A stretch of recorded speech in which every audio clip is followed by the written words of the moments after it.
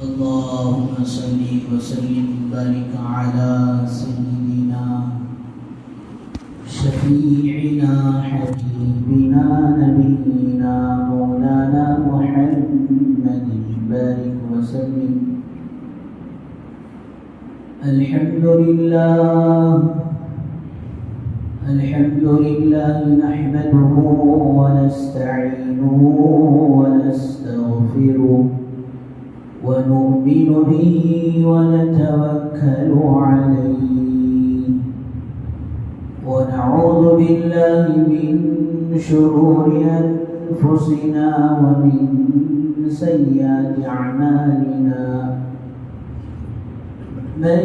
يهدي الله فلا مضل له ومن يضلله فلا هادي له. ونشهد أن لا إله إلا الله وحده لا شريك له. ونشهد أن سيدنا وسندنا مولانا محمدا عبده ورسوله. أما بعد فأعوذ بالله من الشيطان الرجيم. بسم الله الرحمن الرحيم. لقد كان لكم في رسول الله أسوة حسنة لمن كان يرجو الله واليوم الآخر وذكر الله كثيرا. وقال تعالى في مقام آخر: إنك لعلى خلق عظيم. وقال رسول الله صلى الله عليه وسلم: لا يؤمن أحدكم حتى أكون أحب إليه من ولده ووالده والناس أجمعين، أو كما قال عليه الصلاة والسلام. رب اشرح لي صدري ويسر لي أمري واحلل عقدة من لساني يفقهوا قولي. اللهم صل على سيدنا محمد وعلى آل سيدنا محمد بارك وسلم في كلام أولنا. اللهم صل على سيدنا محمد وعلى آل سيدنا محمد بارك وسلم في أوسط كلامنا. اللهم صل على سيدنا محمد وعلى آل سيدنا محمد بارك وسلم في آخر كلامنا. بزرگان محترم و معزز سامعین کرام، اللہ جل جلالہ عم نوالہ کا احسان کرم فضل ہوا کہ اللہ تبارک و تعالیٰ نے ہم سب کو اپنے گھر تک آنے کی توفیق نصیب فرمائی اور کچھ دین کی باتیں کہنے اور سننے کی توفیق و سعادت نصیب فرمائی. درود و سلام نازل ہوا آقا مدنی تاجدار مدینہ احمد مجتبی محمد مصطفیٰ وجہ کائنات محسن انسانیت کالی کملی والے آقا محمد عربی صلی اللہ علیہ وسلم کے ذات عالی پر. بزرگ و دوستو، گزشتہ چند جمعوں سے حضور اکرم صلی اللہ علیہ وسلم کی سیرت کے متعلق چند باتیں سامنے آتی رہی ہیں. دعا فرمائیں اللہ تبارک و تعالی ہم سب کو صحیح معنوں میں پیارے آقا صلی اللہ علیہ وسلم کی سیرت کو جاننے کی، سمجھنے کی اور پھر اس پر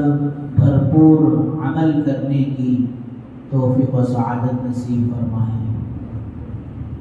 بزرگوں دوستو، حقیقت تو یہ ہے کہ سرکار دو عالم صلی اللہ علیہ وسلم کی سیرت کا حق کسی سے ادا ہو ہی نہیں سکتا۔ لکھنے والے لکھتے لکھتے عاجز آ گئے کہ ہماری زندگی ہمیں ساتھ نہیں دی کہ ہم نے اس کام کو مکمل نہیں کیا۔ کہنے والے کہتے کہتے دنیا سے چلے گئے، لیکن حضور اکرم صلی اللہ علیہ وسلم کی سیرت کا حق ادا نہیں کر سکے۔ بہرحال مجھے اور آپ کو اور پوری امت مسلمہ کو ضروری ہے کہ آپ صلی اللہ علیہ وسلم کی سیرت کو اپنی زندگی کا مقصد بنا کر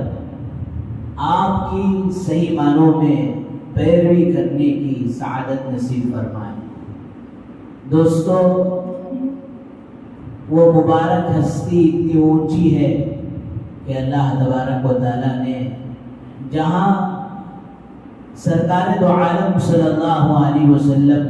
جس شہر میں پیدا ہوئے ہیں اس شہر کی تک اللہ نے قسم کھائی ہے۔ لا اقسم بهذا البلد، سورہ تین کو تقریباً اکثر احباب یاد رکھتے ہیں۔ اللہ تعالیٰ نے سورہ تین میں کہا وَهَذَا الْبَلَدِ الْأَمِينِ، آپ کے شہر کی قسم کھائی، لعمرک، آپ کی زندگی کی قسم کھائی، آپ کے زلفوں کے اللہ نے قسم کھائی۔ تو ایسی مبارک ہستی پیارے آقا صلی اللہ علیہ وسلم کی جس کا حق حضرات علماء نے فرمایا کہ کبھی کوئی امتی اپنی طرف سے حضور اکرم صلی اللہ علیہ وسلم کا حق ادا کر ہی نہیں سکتا۔ بعض اہل اللہ والے تو وہ گزرے ہیں کہ وہ یہ کہنے پر قاصر تھے کہ ہم اپنی زبانوں کو 1000 بار مشک و عنبر سے صاف کریں تب بھی پیارے آقا صلی اللہ علیہ وسلم کا نام لینے سے ڈر لگتا ہے کہ آپ کا نام لیتے ہوئے ہم سے غلطی نہ ہو جائے، آپ کا نام لیتے ہوئے کہیں بے ادبی نہ ہو جائے۔ شاید میں نے اس سے پہلے بھی عرض کیا تھا، اتنا احترام، اتنا ادب حضرت قاری طیب صاحب رحمۃ اللہ علیہ کہ کسی سیرت کے جلسے میں جاتے ہوئے، شرکت کرتے ہوئے کانپتے تھے کہ پتہ نہیں کہ اس جلسے میں آپ کی طرف یہ جلسے کی نسبت ہے، ہم سے کوئی بے ادبی تو نہ ہو جائے۔ حضرت مفتی شفیع صاحب رحمۃ اللہ علیہ جب مدینہ منورہ حاضری کے لیے گئے تو 2 دن گزر گئے، بڑا شاق گزر رہا تھا، بڑا مشکل گزر رہا تھا کہ سرکار دو عالم صلی اللہ علیہ وسلم کی خدمت میں حاضر ہو کر سلام کیسے عرض کروں۔ آج اللہ معاف فرمائے، لوگ اللہ کرے کہ جلد سے جلد دروازہ عمرے کے لیے ہندوستان والوں کے لیے بھی کھل جائے، بے دھڑک چلے جاتے ہیں، یہ کوشش بھی نہیں کرتے کہ آداب کیا ہیں، مسجد نبوی کی حاضری کے آداب کیا ہیں، اور پھر بالخصوص آپ کے روضہ اقدس کے سامنے کیسے حاضر ہوں، کیا کیفیت ہو، کیا آداب ہے۔ نہیں، بس یہ سمجھتے ہیں کہ مکے میں پہنچا تو ایک بوجھ ہے، جلدی جلدی ایسا کی ویسا کی عمرہ کر دیا، یونیفارم جلدی نکال دیا۔ مدینے میں گیا تو کیسا کہ جا کر روزے کے سامنے سلام عرض کر کر آ گیا، تو بڑا ڈرتے ڈرتے ڈرتے ڈرتے قدم بڑھا رہے تھے، جی دل پر یہ بات الہام ہوئی، اے شفیع میرے بہت سے امتی وہ ہیں، میرے بہت سے امتی وہ ہیں جو مجھ سے دور ہیں، لیکن وہ میری ایسی اطاعت کرتے ہیں، وہ مجھے ایسا چاہتے ہیں، ایسی میرے سے محبت ہے، ایسے میرے سے عشق ہے کہ وہ دور رہتے ہوئے بھی میں ان کو قریب محسوس کرتا ہوں۔ اور میرے بہت سے امتی وہ ہیں جو بے دھڑک میرے سامنے آنے کے باوجود بھی ان کی زندگی سیرت سے، ان کی زندگی سنتوں سے ایسی دور ہے کہ وہ قریب آنے کے باوجود میں ان کو دور محسوس کرتا ہوتا ہے۔ بعض اولاد ماں باپ سے دور رہتی ہے، لیکن وہ اپنے ماں باپ کا اتنا خیال کرتی ہے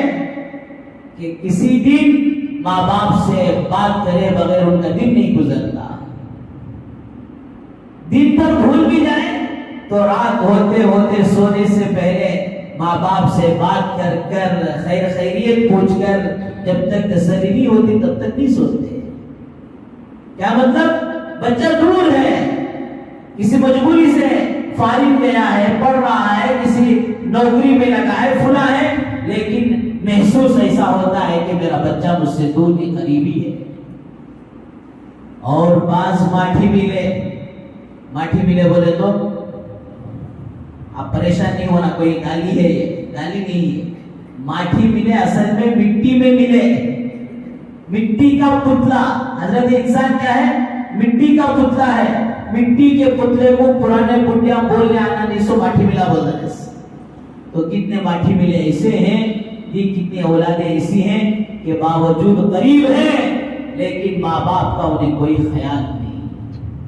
اور کتنے ظالم اولاد ایسی ہے کہ ماں باپ جی ماترے کے لیے، ٹیبلٹ کے لیے، بیٹا ڈرائی فروٹ لا کو کھلا، فروٹ لا کو کھلا، ڈاکٹر پرہیز بتایا ہے، اس سے آخر کھاؤں تو انرجی میری بڑھتی ہے، نہیں نہیں نہیں، ان چیزوں کے لیے نہیں دوستو، ٹیبلٹ کے لیے آنکھوں سے آنسو بہا کر، ترس کر، پیسے مانگ کر ٹیبلٹ لے رہے ہیں، اور دیتے ہوئے بھی دی دھتکار کر، میں کچک بیٹا تم نہ نہیں، دوسرے کون بھی نہیں، اسے پوچھو، اللہ حفاظت فرمائے۔ اللہ کے نبی صلی اللہ علیہ وسلم نے فرمایا الجنت تحت اقدام الامہات۔ حج کے موقع پر حج کے موقع پر سوال کیا گیا، یا رسول اللہ دل میں تو بڑا درد ہے، بڑا دکھ ہے اور بڑی محبت ہے کعبۃ اللہ سے کہ حج کروں، بڑی ارمان ہے، بڑی خواہش ہے، بڑی تمنا ہے، لیکن یا رسول اللہ میرے پاس اسباب نہیں ہے، میرے پاس سواری کا نظام نہیں ہے۔ آپ نے فرمایا ماں زندہ ہے، امی زندہ ہیں؟ ہاں ہیں، جاؤ ماں کی خدمت کرو، ماں کے قدموں کے نیچے جنت ہے۔ تو بزرگوں دوستو اللہ معاف فرمائے ہیں، حضرت مفتی شفیع صاحب کے دل پر الہام ہوا، میرے بہت سے امتی وہ ہیں دور ہونے کے باوجود مجھ سے قریب ہیں، اور بہت سے قریب آ کر بھی میں ان کو دور محسوس کرتا ہوں۔ تب جا کر حضرت مفتی شفیع صاحب رحمۃ اللہ علیہ کا قدم پڑا۔ ڈر کس بات کا تھا؟ ڈر اس بات کا تھا پتہ نہیں ہم نے اپنی زندگی میں سرکار دو عالم صلی اللہ علیہ وسلم کی کن کن سنتوں کو چھوڑ دیا ہو، کن کن سنتوں سے ہم نے منہ پھیرا ہے، پتہ نہیں ہم سے کیا کیا آپ کی شان میں گستاخیاں ہو گئی ہیں، کیا منہ لے کر جاؤں، کیا چہرہ لے کر جاؤں۔ دوستو ایمان جتنا بڑا ہوتا ہے، تقوی جتنا بڑا ہوتا ہے جی اتنا ہی اس مومن کو اللہ اور اللہ کے رسول سے ڈر بھی ہوتا ہے۔ اس لیے حدیث میں آتا ہے کہ مومن کی مثال ایسی ہے کہ اس سے جب بھی کوئی غفلت ہو جائے، جب بھی اس سے کوئی گناہ ہو جائے، ایسا محسوس کرے گا ایک بڑا پہاڑ سر پر پڑ گیا ہے، اس بوجھ کو کیسے میں ہلکے کروں، اس بوجھ کو کیسے ہوتا۔ اور اللہ معاف فرمائے جب آدمی کسی گناہ میں ملوث ہوتا ہے دل سیاہ ہو جاتا ہے، جس طرح کالا نقطہ گویا کہ اس کے دل پر پڑ گیا ہے، پھر گناہ پر پھر غفلت پر وہ ایسے ہی پھیلتا جا رہا ہے. پھر قرآن کہتا ہے کلا بل ران علی قلوبہم ما كانوا یکسبون، کہ ان کے دل پر مہر لگ جاتی ہے، گویا ان کا دل سیاہ ہو جاتا ہے. اب کوئی خیر کی بات، امت کٹ رہی ہے، امت پٹ رہی ہے، امت تباہ اور برباد ہو رہی ہے، یہ گھر گھر فتنے کے دروازے کھول کر امت زندگی گزار رہی ہے، کوئی احساس نہیں کہ میں اس وقت میرے آقا صلی اللہ علیہ وسلم کی سنت کو تھام لوں. سلمن قطعک، آپ نے کتنی پیاری بات فرمائی، جو تم سے کٹے تم ان سے جڑ جاؤ، اختلافات سے بچو. اللہ نے فرمایا وَاعْتَصِمُوا بِحَبْلِ اللَّهِ جَمِيعًا وَلَا تَفَرَّقُوا، کہ اللہ کی رسی کو مضبوطی سے پکڑو، اتحاد کے ساتھ رہو، چھوٹی چھوٹی باتوں میں اختلاف، یہ بھائی کا چہرہ دیکھنے کے لیے تیار نہیں، میاں بیوی کے اندر ٹکراؤ. پیارے آقا صلی اللہ علیہ وسلم نے فرمایا کل قیامت کے دن میرا دامن وہ میرا امتی پکڑ لے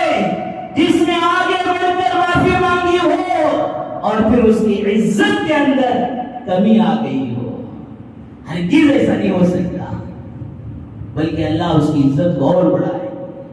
اللہ ہم سب کی حفاظت فرمائے. بہرحال بزرگوں دوستوں، میں عرض کر رہا تھا کہ حضور اکرم صلی اللہ علیہ وسلم کے حق اس امت پر بہت زیادہ ہے. آپ نے اکرام کا معاملہ سکھایا ہے. آپ ہر کسی کے ساتھ اکرام کا معاملہ کرتے ہیں. ایسا نہیں کہ کوئی عہدے والا ہو، پیسے والا ہو، اسی کے ساتھ اکرام کیا جائے. ہر کسی کے ساتھ اکرام کا معاملہ کرتے ہیں. یہاں تک کہ کوئی غلام آپ کو اپنے گھر دعوت کے لیے بلاتا تو آپ صلی اللہ علیہ وسلم اس کے گھر کی دعوت بھی قبول کرتے ہیں. کوئی باندھ آپ کو آواز دیتی کسی بات پر، گھر کا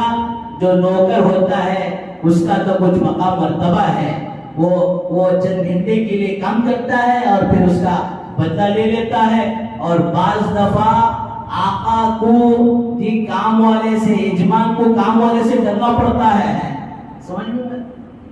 کام کرتے کرتے کہتے بول ڈالے، غصہ آگا، ہاتھ دے کو چلے گا، پھر مسئلہ ٹیڑھا ہو جاتا. یہ اب وہ کام کو نہ تو کوئی آ کر چھینتا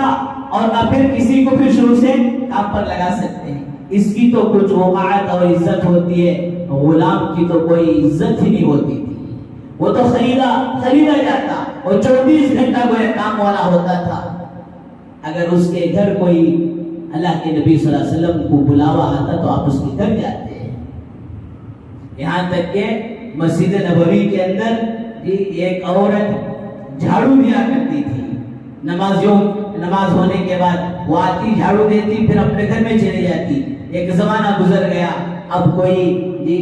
وہ عورت نظر نہیں آ رہی جھاڑو دینے والی. آپ نے پوچھا کہ وہ عورت کہاں ہے؟ کہا یا رسول اللہ اس کا تو انتقال ہو گیا. تو آپ جلدی تیزی کے ساتھ، تیز قدموں کے ساتھ جنت البقیع تشریف لے گئے اور پھر اس کی جنازے کی نماز پڑھائی. یہ بات اور ہے کہ غائبانہ جنازے کی نماز حناف کے نزدیک ہے یا نہیں ہے وہ الگ بات ہے. لیکن دوستو، آپ حضرات سے ادباً گزارش کرتا ہوں کہ ایک زندگی کا لمبا اور بڑا حصہ ہمارا ایسا گزر جاتا ہے کہ جنازے کی نماز اور پھر جنازے کی دعا ہمیں یاد نہیں ہوتی. کتنے بڑے سے بڑے صلحاء، علماء، فقہاء موجود ہوں، نماز کے لیے سب سے بڑا عالم، سب سے بڑا متقی، سب سے بڑا مفتی، اس کو آگے بڑھا جائے گا. کون سی نماز میں؟ 5 وقت کی نماز میں. لیکن جنازے کی نماز میں علماء نے فرمایا کوئی کتنا بڑا ولی وہاں موجود ہو، سب سے زیادہ حق اولاد کا ہوتا ہے کہ وہ ماں باپ کی جنازے کی نماز پڑھائے. کتنی افسوس کی بات، جس ماں نے اتنی مشقتوں کے ساتھ جنا اور پالا اور پرورش کیا، کئی موقع پر باپ دینا نہیں چاہتا تھا، ماں چھپا چھپا کر اپنے جینے کے پیسے میں سے بچا بچا کر بچے کی تمنا پورا کرنے کی جو ماں کوشش کی، اور جس باپ نے اپنے لیے ایک گھر بس تھا، اپنے لیے بلڈنگ بس تھی، لیکن میں جو محنت کر رہا ہوں، جو میں تکلیفیں اٹھایا ہوں اور ہٹ روٹی کھا کر میں نے جو زندگی گزاری ہے، میری اولاد و مجاہدہ نہ اٹھائے، بچوں کے لیے پراپرٹی بنایا، فیوچر بنایا، اور آج وہی ماں باپ جنازے میں سوار ہو کر آ رہے ہیں، اس کی اتنی حیثیت نہیں ہے کہ وہ آگے بڑھ کر جنازے کی نماز پڑھاتا اور آگے بڑھ کر جنازے کی نماز میں اچھا، اور ایک بات یہ ہے کہ جو بھی نماز پڑھا رہے وہ نماز پڑھاتا ہے، وہ دعا پڑھتا ہے۔ جب اولاد اپنے ماں باپ کی جنازے کی نماز پڑھاتی ہے تو وہ دعا پڑھتی نہیں بلکہ دعا مانگتی ہے۔ یہ فرق کی وجہ سے علماء نے سب سے پہلے، فقہاء نے سب سے پہلے اسے مقام اور مرتبہ دیا کہ تو آگے بڑھ اور جنازے کی نماز پڑھا۔ لیکن جنازے کی نماز پڑھانے کے لیے پوری سورہ یاسین کا حفظ ہونا ضروری نہیں ہے، پورے سورہ ملک کا حفظ ہونا ضروری نہیں ہے، ارے اس میں تو کوئی جو صورت ہی نہیں ہے، ثنا پڑھو، درود پڑھو، اور پھر ایک جنازے کی دعا، اللہم اغفر لحینا ومیتنا وشاہدنا وغائبنا وصغیرنا وکبیرنا وذکرنا وانثانا اللہم من احییتہ منا فاحیی علی الاسلام ومن توفیتہ منا فتوفہ علی الایمان۔ 4-5 منٹ کی جنازے کی نماز 40-50 سال کا بدلہ آج بچہ اسی سے دینے کے لیے تیار نہیں کہ آگے بڑھ کر میرے ماں باپ کو میری مغفرت کی دعا دوں۔ بہرحال اللہ کے نبی صلی اللہ علیہ وسلم اس بوڑھیا کا مقام مرتبہ بتانے کے لیے، اگرچہ کہ وہ کچرا جھاڑنے والی تھی لیکن وہ ایمان والی تھی، وہ صحابیہ تھی، جس کی وجہ سے جا کر آپ نے جنازے کی نماز پڑھی۔ بہرحال بزرگوں، دوستو، بھائیوں، حضور اکرم صلی اللہ علیہ وسلم کی زندگی کامل نمونہ ہے۔ آپ ہر ایک کے ساتھ اکرام کا معاملہ کرتے، آپ ہر ایک کے ساتھ درگزر کا معاملہ کرتے، اس لیے قرآن نے کہا فَاعْفُ عَنْهُمْ وَاسْتَغْفِرْ لَهُمْ وَشَاوِرْهُمْ فِي الْأَمْرِ وَلَوْ كُنْتَ فَظًّا غَلِيظَ الْقَلْبِ لَانفَضُّوا مِنْ حَوْلِكَ۔ اے میرے محبوب، ہم نے آپ کو نرم دل بنایا ہے، جس کی وجہ سے یہ جتنا مجمع آپ کے ارد گرد جمع ہے، یہ یہی چیز ہے کہ آپ نرم دل ہیں، آپ مشفق ہیں، آپ رحیم ہیں، اور پھر اللہ کے نبی صلی اللہ علیہ وسلم کا اللہ حکم دے رہے ہیں آپ معاف کرو، آپ کے ساتھ جو ہے وہ اگر کچھ کر دیں تو ان کو معاف کرو، واستغفر لهم، معافی نہیں، ان کے لیے آپ استغفار بھی فرمائیں، اتنا ہی نہیں، وشاورهم فی الامر، اور پھر ان کو کاموں میں ان کے ساتھ مشورہ بھی کیا کرو۔ آج اللہ معاف فرمائے، کچھ اللہ مقام دے دے، کچھ صلاحیت دے دے تو لوگ کہتے ہیں ون مین شو، میرا ایک لگا چلنا، مانے تو آؤ جنت میں، نہیں مانے تو جو جہنم میں۔ اللہ حفاظت فرمائے، کسی مومن کے بارے میں کسی کو یہ حق نہیں ہے کہ اسے جہنمی کہے، کسی کو حق نہیں ہے، بلکہ اہل علم نے فرمایا کسی کافر کو بھی فی الحال جہنمی مت کہو، پتہ نہیں موت سے پہلے کہ اللہ اسے ایمان نہ دیتے ہیں۔ بہرحال بزرگوں، دوستوں، بات آگے بڑھتی چلے گئی۔ پیارے آقا صلی اللہ علیہ وسلم کی سیرت اس امت کے لیے کامل نمونہ ہے، سر کے بال سے لے کر پیر کے ناخن تک، ماں کے گود سے لے کر قبر کے گود میں جانے تک اب کامل اور مکمل نمونہ ہے۔ آپ کا حق یہ ہے، میں عرض کر رہا تھا، آپ کے حقوق اس امت پر بہت سے ہیں، اس میں سے ایک حق یہ بھی ہے کہ آپ کی صحیح معنوں میں اتباع اور پیروی کی جائے۔ آج آپ ہمارے درمیان نہیں، لیکن آپ کی ساری سیرت ہمارے سامنے ہے، آپ کی ساری سنتیں ہمارے سامنے ہیں، اور صحابہ کے اندر کئی سے اطاعت و فرما برداری تھی۔ حضرت عبداللہ بن مسعود رضی اللہ عنہ کے متعلق آتا ہے کہ سرکار دو عالم صلی اللہ علیہ وسلم مسجد نبوی میں ممبر پر بیٹھ کر یہ خطبہ شروع کر رہے ہیں، وعظ و نصیحت شروع کر رہے ہیں، آپ اہل مجلس کو، اہل مسجد کو آپ نے آواز لگائی کہ میرے صحابہ آ جاؤ، بیٹھ جاؤ۔ یہ تو مجلس والوں کے لیے تھا، لیکن حضرت عبداللہ بن مسعود رضی اللہ عنہ باہر سے گزر رہے ہیں، اور حضرت عبداللہ بن مسعود رضی اللہ عنہ کون ہیں؟ افقہ فی الامہ، میرے امت کے سب سے بڑے مفتی، میرے امت کے سب سے بڑے فقیہ، میرے امت میں سب سے زیادہ حلال اور حرام کو جاننے والے حضرت عبداللہ بن مسعود رضی اللہ عنہ اطاعت ایسی تھی، فرمانبرداری ایسی تھی کہ جیسے ہی آپ کے کان میں آواز پڑی بیٹھو، تو مسجد کے باہر راستے ہی پر بیٹھ گئے۔ آج دوستو ہمارے سامنے بھی اللہ کے نبی صلی اللہ علیہ وسلم کی یہی ارشادات آتے ہیں کہ شادی بیاہ میں دیکھو کہ اللہ کے نبی کا ارشاد کیا ہے، پیغام کیا ہے، اور پھر تجارت کا مسئلہ ہے، معاشی زندگی آئے، معاشرتی زندگی آئے، اخلاقی زندگی آئے، ہر معاملے میں حضور اکرم صلی اللہ علیہ وسلم کی پیروی اور اطاعت کو دیکھو۔ حضرت عثمان رضی اللہ عنہ صلح حدیبیہ کے موقع پر تو عجیب و غریب آپ کی اتباع کرنے والے صحابہ، یہ ایک مسئلہ پیش آیا، وہ تفصیل جو کہنے کا موقع نہیں ہے کہ مکے والے اللہ کے نبی صلی اللہ علیہ وسلم کو مکے میں داخل ہونے نہیں دے رہے، حدیبیہ کے مقام تک آپ مدینے سے سفر کر آ گئے، 18 کلومیٹر اندر آئیں گے تو کعبۃ اللہ ہے، وہاں سے واپس کر رہے ہیں۔ بہرحال آپ نے